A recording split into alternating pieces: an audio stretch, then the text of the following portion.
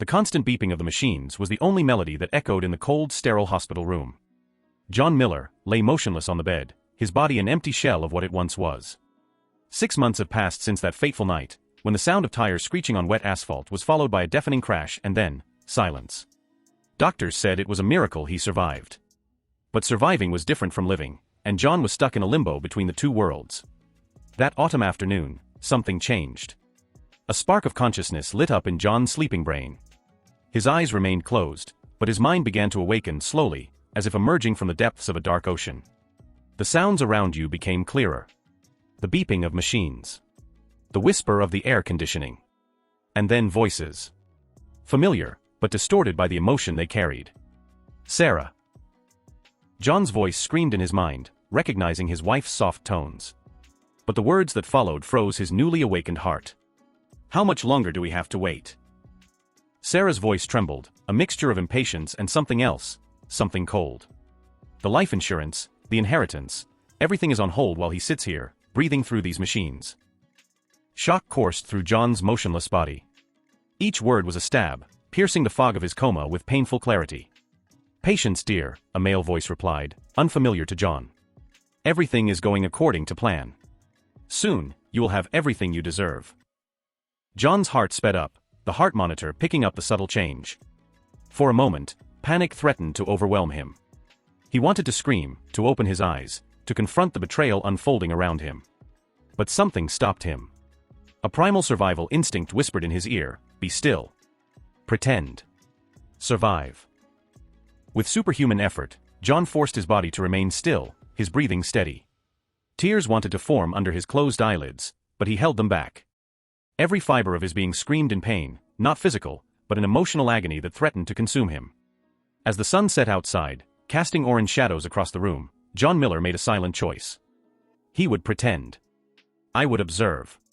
And when the time was right, he would rise from this bed not as a man reborn, but as someone determined to discover the truth, no matter how painful it was.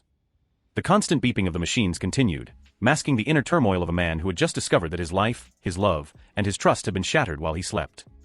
The hours dragged by like decades for John, each minute a silent torture. The hospital room, once a refuge, was now a prison of lies and betrayal. As he pretended to sleep, his mind wandered through a maze of memories, each memory now tainted by the shadow of doubt. A flash, the wedding day. Sarah, radiant in her white dress, her eyes shining with promises of eternal love. Till death do us part, she had said. John felt a bitter taste in his mouth. How ironic those words sounded now. Another fragment, their first home together. The smell of fresh paint, the laughter as they unpacked boxes. This is our beginning, John, Sarah had whispered, wrapping him in a hug.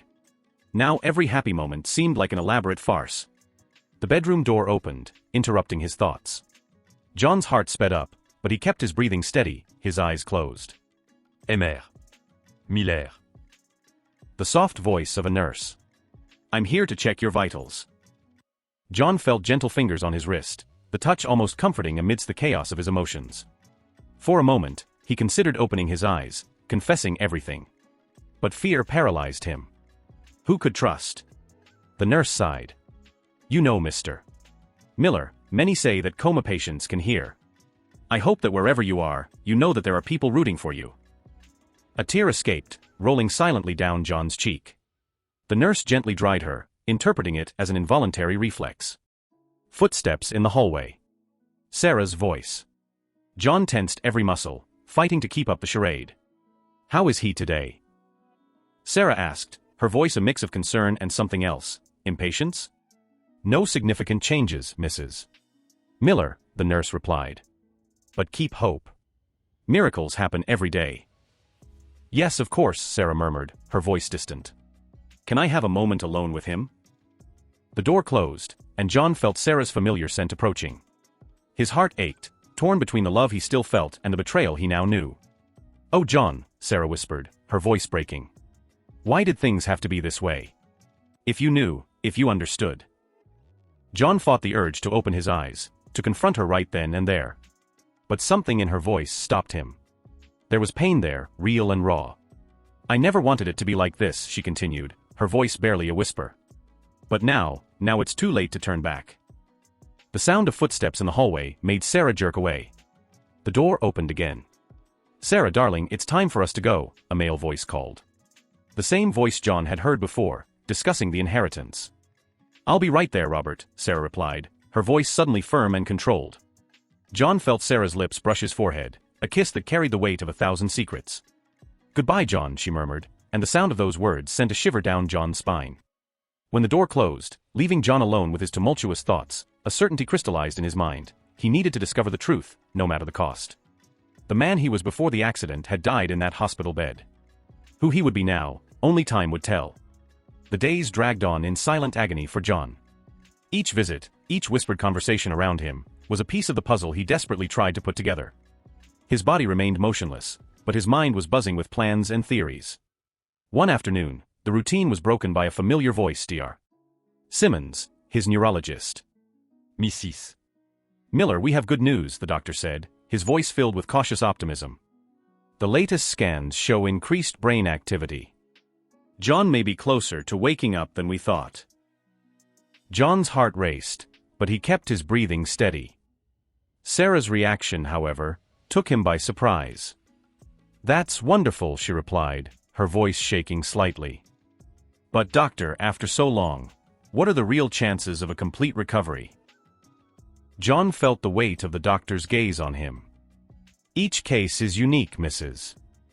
Miller. But John has always been a fighter. We can't give up hope." Of course, Sarah murmured, her voice distant. "If you'll excuse me, I need to make some calls."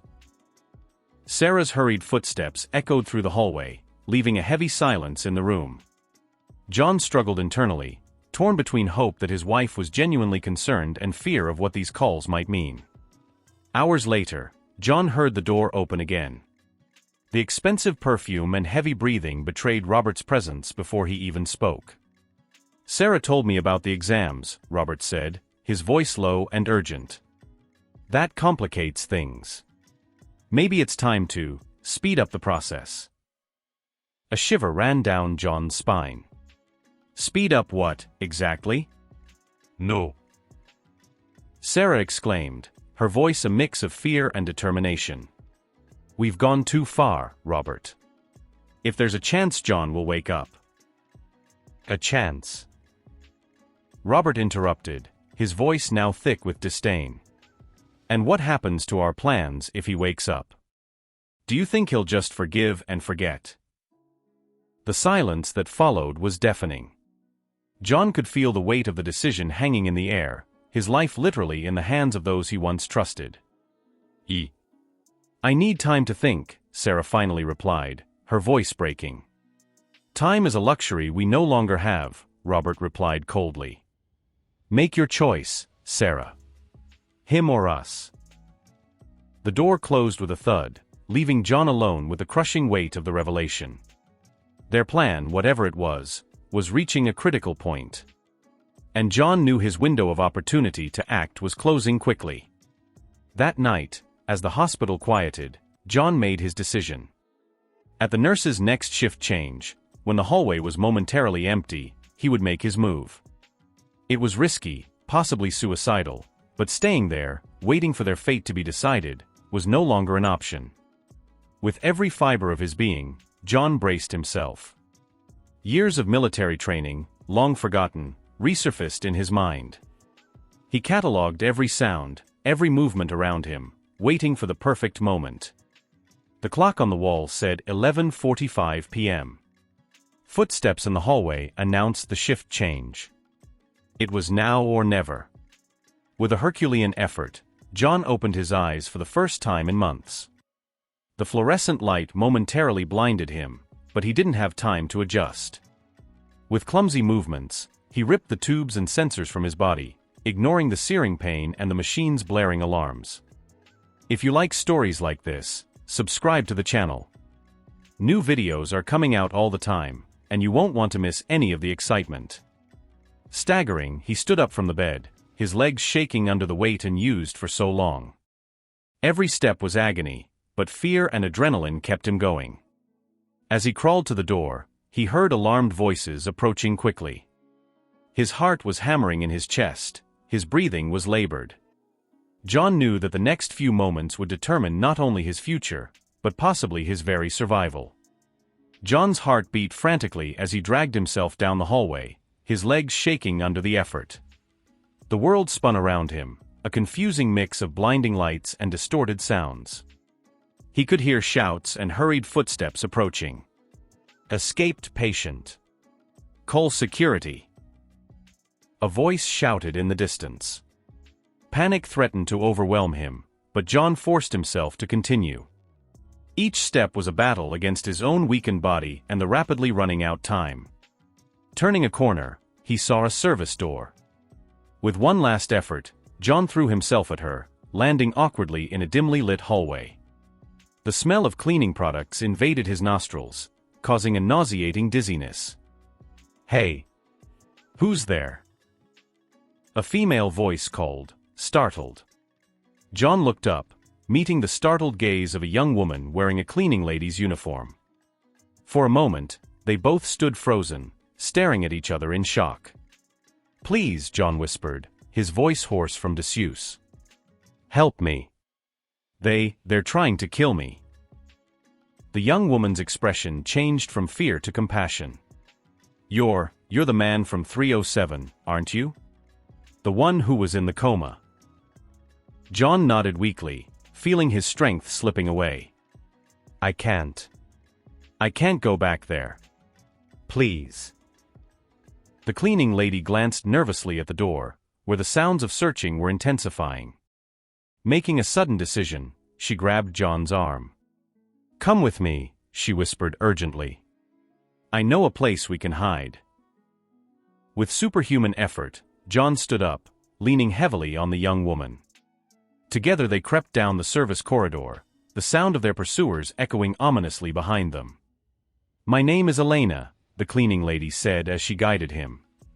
"What's going on? Why do you say they're trying to kill him?" John swallowed hard, struggling to form words. "My wife, her and another man, talking about inheritance, about speeding up the process." Elena gasped, her eyes widening with realization. "Oh my God, this is terrible. We need to get you help." They arrived at a small employee break room, hidden within the confines of the hospital. Elena locked the door behind them, helping John into a worn chair. "Stay here," she instructed, her voice shaking slightly. "I'll try to find someone we can trust." As Elena turned to leave, John grabbed her wrist, fear evident in his eyes. Why are you helping me?" Elena smiled sadly. "Because it's the right thing to do. And because..." She hesitated, "because I lost my father to greedy people like his wife. I can't let that happen again." With those words, she quickly left, leaving John alone with his tumultuous thoughts and the distant sound of a frantic search. The minutes dragged by like hours. John struggled to maintain consciousness, his exhausted body begging for rest. But fear kept him alert, every sound making him jump. Suddenly, voices approached the door.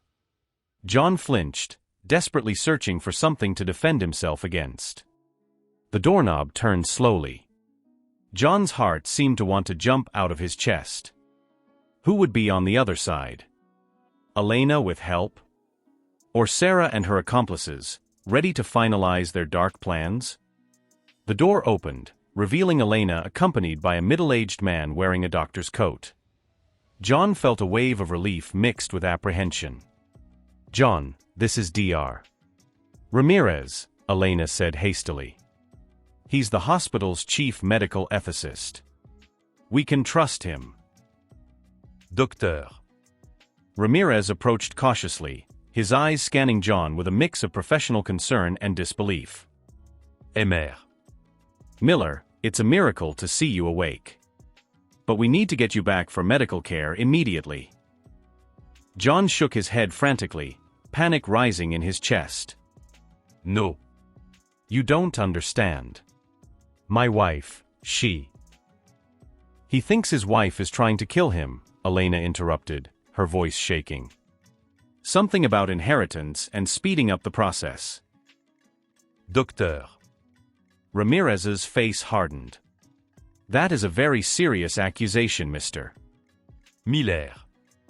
Are you sure of what you heard? Before John could respond, the sound of raised voices echoed through the hall. His blood ran cold as he recognized Sarah's voice.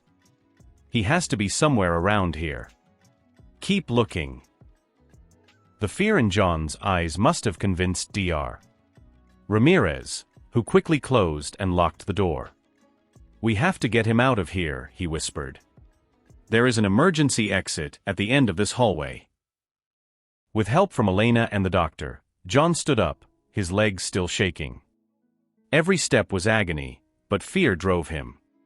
They had barely made it halfway down the hallway when they heard the sound of a door being kicked in behind them. Over there. Get him. Robert's voice thundered. The trio quickened their pace, John almost being carried away by his rescuers. The emergency door was in sight, freedom just a few feet away. Suddenly, Sarah appeared in front of them, blocking their path. His eyes were wide, a mix of shock and something John couldn't quite decipher. Remorse? John, she gasped. You're awake. Time seemed to freeze. John stared at the woman he had loved for so many years, now a stranger before him. Why, Sarah? He managed to say, his voice cracking with emotion. Why would you do this to me? Sarah stepped forward, tears glistening in her eyes. John, you don't understand. But his words were interrupted by the sound of heavy footsteps. Robert and two burly men appeared in the hallway. It's over, John, Robert growled. Don't complicate things. Docteur. Ramirez stood protectively in front of John. This is a hospital, gentlemen. I don't know what's going on here, but... One of Robert's men pulled out a gun, pointing it at the group. Elena stifled a scream. Time seemed to slow down. John saw the man's finger squeeze the trigger. In a rush of adrenaline, he pushed Dr. Ramirez aside. The deafening sound of the gunshot echoed through the hallway. John felt a sharp pain in his shoulder, staggering back. Screams filled the air. Through his blurry vision, he saw Sarah running towards him, her face a mask of horror. John. No, she screamed, her hands pressing into his wound. The world began to darken around the edges. John fought to maintain consciousness, the metallic taste of blood in his mouth. Sirens sounded in the distance, approaching quickly. As darkness threatened to engulf him, John heard Sarah's broken voice. Forgive me, John. I never wanted it to come to this. I love you. I always have. The rhythmic beeping of a heart monitor was the first sound John registered upon returning to consciousness. Your eyes slowly opened, adjusting to the soft light of the hospital room. This time, however, it was different. There was no fear, no need to pretend. He's waking up. Elena's voice sounded nearby, full of relief. John turned his head slightly, seeing Elena and Dr. Ramirez at his bedside. On the other side, handcuffed to a chair and watched by a police officer, was Sarah. His eyes were red and swollen, fixed on John with a mixture of remorse and anxiety. Welcome back, Mr. Miller, Dr. Ramirez said, checking the monitors. You gave us quite a scare. John tried to speak, but his throat was dry. Elena quickly offered him water. What happened? John managed to ask, his voice hoarse. The police arrived shortly after the shooting, Elena explained. Robert and his men have been arrested. Sarah, well. John looked at his wife, a storm of emotion swirling in his chest. Sarah, he whispered. Sarah leaned forward, tears streaming down her face. John, I'm sorry. So much. I never wanted you to hurt. Then why? John asked, the pain in his voice palpable. Sarah swallowed hard. It started with debt, Robert, he said he could help us. But then one thing led to another, and suddenly we were in so deep that I didn't see a way out. She paused, sobbing. When you had your accident, Robert saw an opportunity. He said it would be quick, painless. I convinced myself it was the only way. John closed his eyes, feeling the weight of each word. Did you ever really love me? Yes, Sarah replied without hesitation. Always. That's why, when I heard you might wake up, I hesitated. I wanted to stop everything, but I was afraid of Robert. Silence weighed on the room for long moments. John finally opened his eyes, looking at Sarah. I don't know if I can forgive you, he said slowly. But I understand the fear. The desperation. Sarah nodded, silent tears falling. I will pay for what I did, John. But I want you to know, those last words I said, were true. At that moment, 2 detectives entered the room. Emer. Miller, one of them said. When you feel ready, we'd like to hear your version of events. John nodded tiredly. As the officers led Sarah out, she looked one last time at John, her eyes begging for a forgiveness he wasn't yet ready to give. Elena held John's hand gently. You are a strong man, John. You have survived the impossible. John smiled weakly. Thanks to you and Dr. Ramirez. You saved my life. Docteur. Ramirez shook his head. You saved yourself, John. Your willpower is remarkable. As John prepared to tell his story to detectives, he reflected on the path ahead of him. Sarah's betrayal had changed him forever, but it had also freed him. The future was uncertain, but for the first time in months, John felt like he was in control of his destiny. I'm ready, he told the detectives, straightening up in bed. It all started the night of the accident. As John recounted his incredible journey, a mix of emotions hung in the air: relief, sadness, hope. John Miller's story was a testament to the resilience of the human spirit, a reminder that even in the darkest of times, there is always a light at the end of the tunnel. And so, surrounded by those who had helped him in his time of greatest need, John began the painful but necessary process of rebuilding his life, one day at a time. If you like stories like this, subscribe to the channel. New videos are coming out all the time, and you won't want to miss any of the excitement.